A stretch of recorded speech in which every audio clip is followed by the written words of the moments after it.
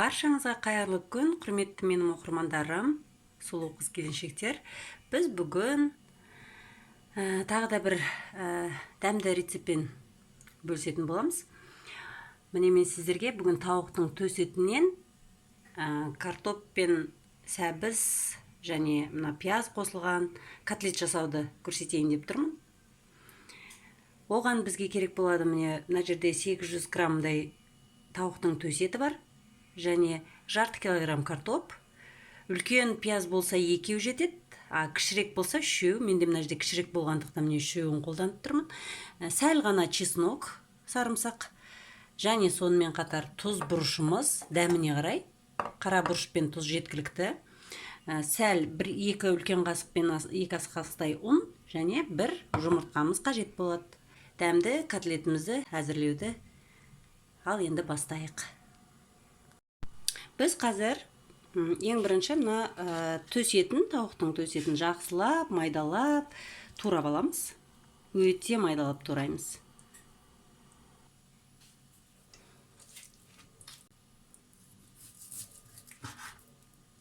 Өте ұсақ қылып турап алсаңыздар, содан жақсы болып шығады. Ұсақ қылып турап аламыз. Фарш қып жасауға да болады, бірақ та осылай қолдан тураған дәмдірек болады. Картопымызды, сәбізімізді қосатын болғандықтан, осылай қолдан турап қосқанымыз дұрыс.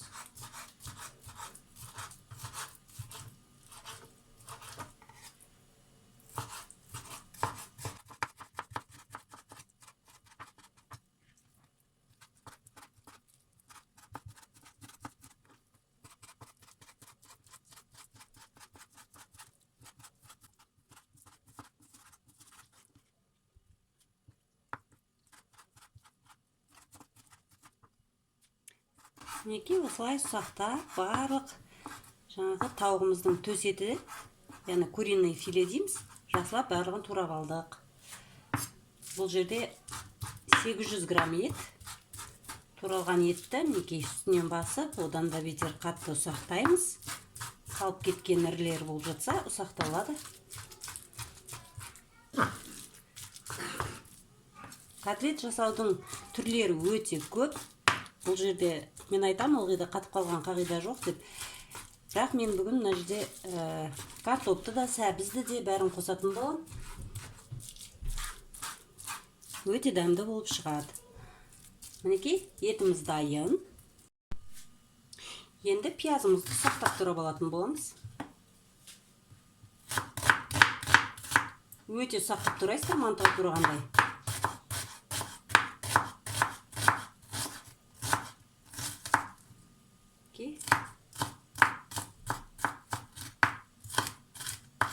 Дәл жаңағыдай әдіспен қалып кеткен ірілер болса, осылай ұсатып аласыздар.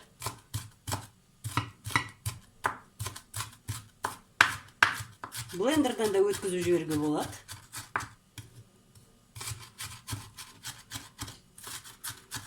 Бірақ мен солай езіп тастағаннан гөрі осылай турап қосқан ұнайды маған. Өйткені дәмі де ерекше басқаша болады. Ерінбей қолдан осылай турай салған жөн көремін, сондықтан әр кезде осылай қолдан тураймын.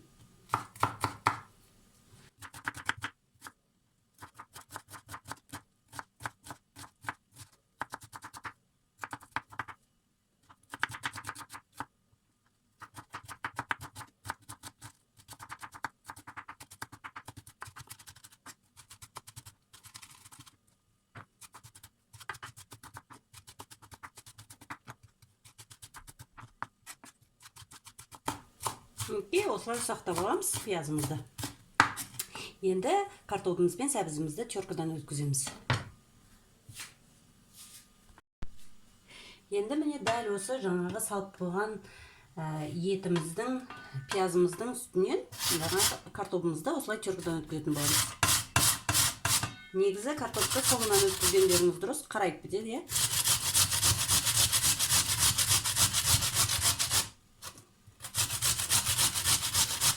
осылай қатты ұсақ емес, орташа.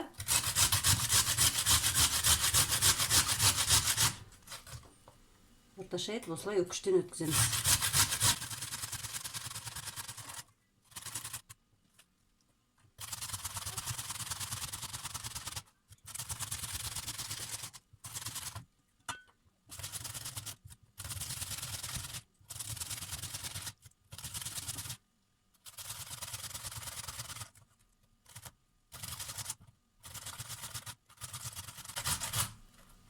осылай үкіштен өткізсек картоплымыз тезірек пісетін болады. Тауықтың төс еті өзі негізі тез піседі ғой, жылдам піседі. Сондықтан біз сол себептен осылай үкіштен өткізіп жатырмыз. Бұл жерде сәбізді қоссаңыздар да болады, қоспасаңыздар да болады, бірақ мен қосамын. Сіздер де қосып жасап көріңіздер, дәмді шығады.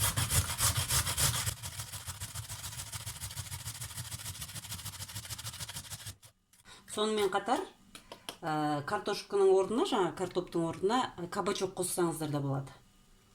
Ол да сочный, дәмді болып шығады. Негізі эксперимент жасай беруге болады ғой. Мен өз басым солай жасаймын. Қараймын рецепттарды, содан кейін өзім соған қосымша тағы да басқа көкөністерді қосып, осылай жасап көріп жатам. Дәмді шығып жатса, міндетті түрде сіздермен бөлісемін.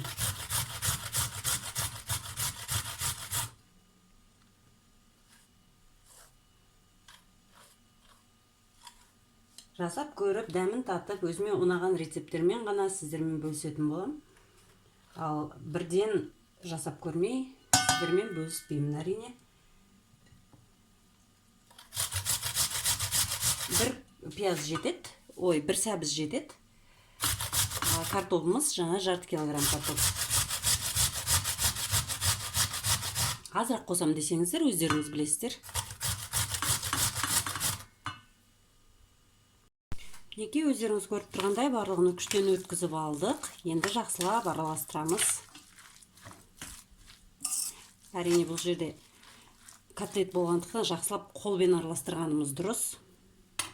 Әркім өз үйімізге жасап жатырмыз тағамды. Сондықтан міне қазір бұрышын салам. Тұзымды салам. Бұл жерде бәрін өлшеп қойған болатым. Тұзымды, бұрышымды міне. Сіздер дәміне қарай өздеріңіз көресіздер. Жақсылап енді қазір осындай қолмен жақсылап араластырамыз. Өйткені етпен жақсылап араласу керек. Картоптарыңыз тіптен жаңағыдай қатты көп болып кетпесін.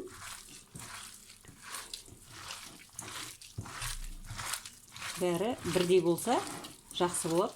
Еті де, картопы да. Мен енді бұл жерде сәбізді, орташа бір кішкене ғана сәбізді қостым. Сіздерге видеода қалай көрініп тұр екен, ол үлкен көрініп тұр ма? Негізі орташа картопым 1,5 килограмм картоп. Мінекей, сонда біздің етіміз, картоп деген өзі жалпы теркадан өткізгеннен кейін суы шығып осындай сочный болады. Тұз салғаннан кейін де сочный болады. Мінекей. Сондықтан біз жаңағы кішкене ұн қосып жіберетіндігіміз содан.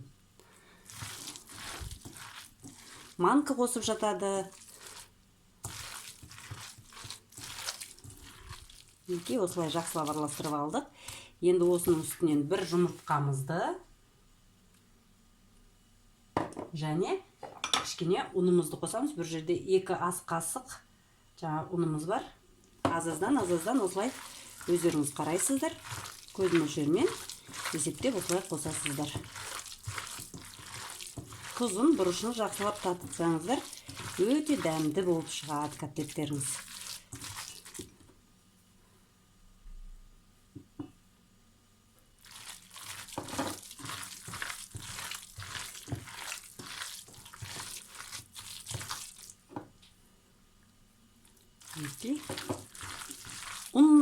Оның орнына жаңа нанды қоссаңыздар да болады. Сүтке езілген. Сүтке кішкене езіп алып, нанның ішін соны да қосып жіберсеңіздер болады. Ұнмен басы жақсы бірігеді. Ұн да болады. Крахмал да қосып жатады. Бұл жерде енді мен картошка қосқандықтан маған крахмал керек жоқ. Картошканың өзінде крахмалы бар. Сонымен біздің котлетіміз дайын. Жақсылап қазір форма жасаймыздағы. Сыртын ұнға аунатып пісірсеңіздер де болады. Аунатпасаңыздар да болады. Қалауларыңыз бойынша бұл жерде.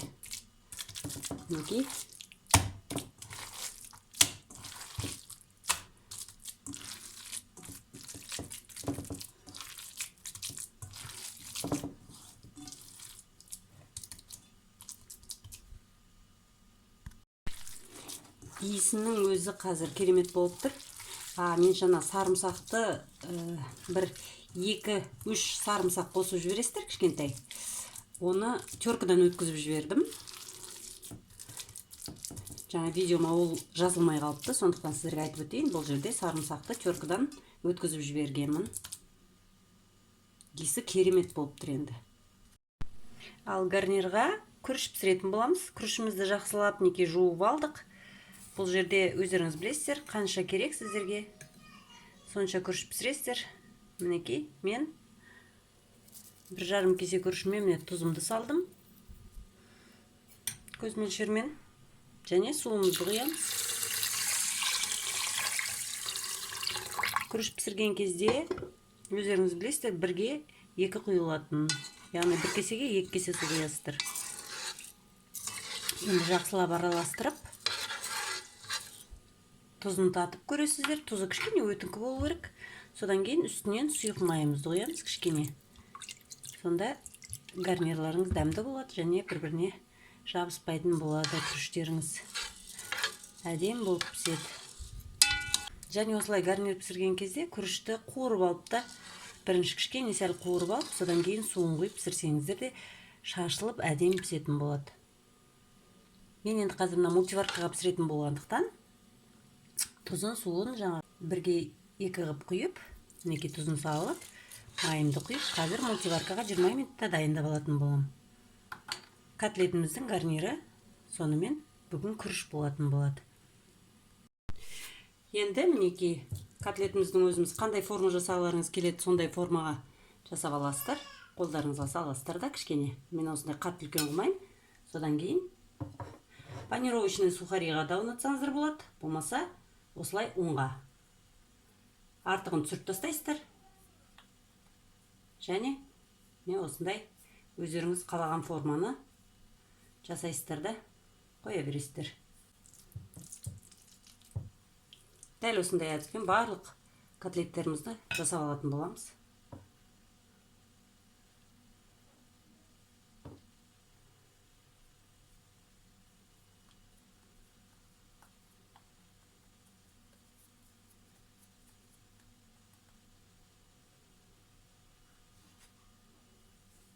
Бірден табаға салып пісіре берсеңіздер де болады. Мен бірақ бірінші жасап алып, содан кейін табаға салайын деп шештім. Қазір жасап алайын. Өте дәмді болып шығады. Ұнап жатса, менің каналыма тіркеліп кетуді ұмытпаңыздар.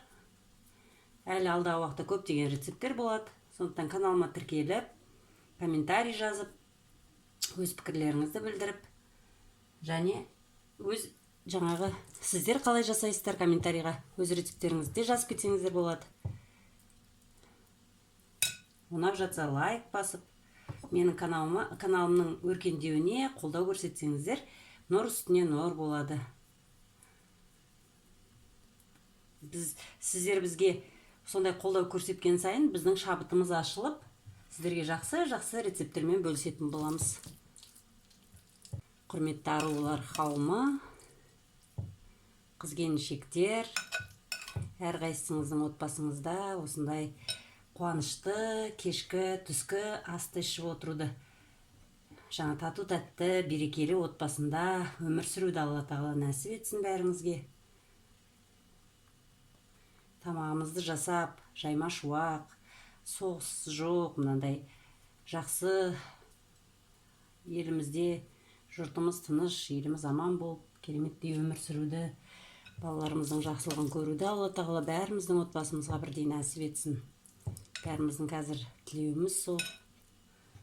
Сондықтан сіздерге бар жақсылықты тілеймін. Өстіп, ынтымақты, берекелі, керемет, жаңағыдай отбасында алтындай балаларыңызды өсіріп тәрбиелей беріңіздер. Арасында тілек айтып кетейін сіздерге. Кешке дейін рецепт айтып сөйлей бергенше, ортасында тілекті де айтып кетейін. Тілек ешқашанда артық етпейді, білесіздер. Көптің тілеуі көл дейді. Қазіргі кезде көңіліңізге жағымды жақсы сөз айтқан адамдар өзімізге де жетіспей жатады. Сондықтан да барлықтарыңызға бар жақсылық тілеймін. Арман тілектеріңіз, дұғаларыңыз қабыл болсын. Бақытты болыңыздар. Жылдан жылға нұрланып, жасарып, жайнап қыздар. Энергияларыңыз артып, жүйкелеріңіз жақсарып, барлықтарыңыздың кереметтей болашақта Алла тағала бәрімізге нәсіп ете берсін. Осындай дәмді тағамдарды дәмді қып, махаббатпен дайындай берейік. Махаббатпен дайындалған тағам өте дәмді болып шығады. Оны бәріміз білеміз. Мінекей осындай әдіспен барлық котлеттерімізді жасап, қазір енді табаға жақсылап қуыратын боламыз. Мінекей қызып тұрған табаға майымызды құйып, онша қатты көп құймайсыздар. Сәл-сәл осылай шетінен құйып отырамыз.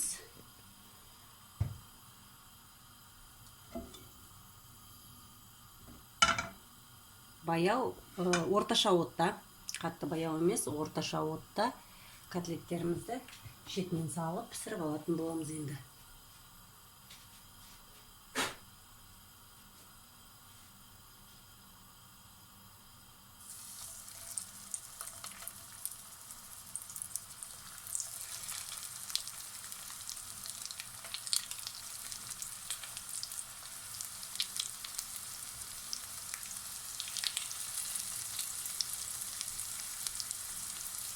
Бірден онға аунатып майға салсаңыздар да жақсы. Және бұлай да болады. Мінекей осындай әдіспен енді барлық котлеттерімізді пісіріп аламыз. Қазір сіздерге көрініп тұр ма? Екі жағын бірдей 15 минуттай кішкене қызарғанша қуырып аламыз. Орташа отта, қатты отта емес, орташа отта. Содан кейін екінші жағын аударатын боламыз. Сонда біздің жаңа котлетіміз жақсы болып піседі. Қатты баяу отқа қойсаңыздар, майды сіңіріп алады да майлы болып кетеді. Орташа отта пісіргендеріңіз дұрыс. Мінекей осылай қақпағын жауып, кішкене бұқтыра отырып, бір жағы қызарғанша бір 10 минуттай пісіріп аламыз. Одан кейін екінші жағын аударатын боламыз. Сонда біздің котлетіміз бірден дайын болып шығады.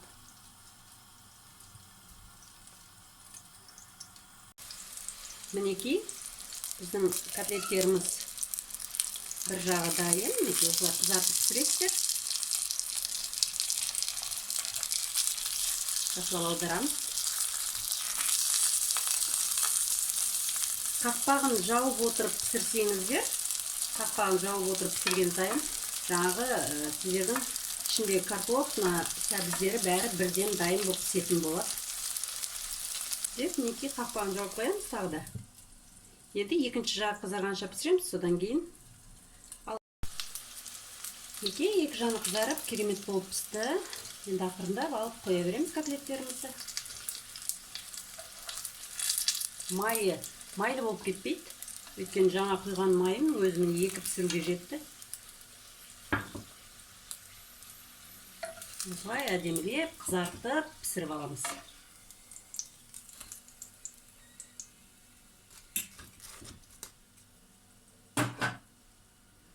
Мінекей мен котлетімді қуырып алдым. Осындай көп болып шықты. 24 штук болып шығады. Және кішкене сәбізбен, теркадан өткізген, үкіштен өткізген сәбізбен пиязды қуырып, сәл үстіне томат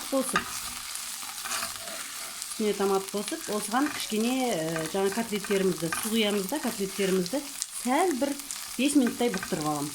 Сол кезде сочный, әдемі дәмді болып шығады.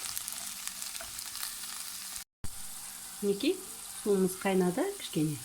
Енді осыға барлық котлеттерімізді бүйтіп салып, бір бұқтырып аламыз.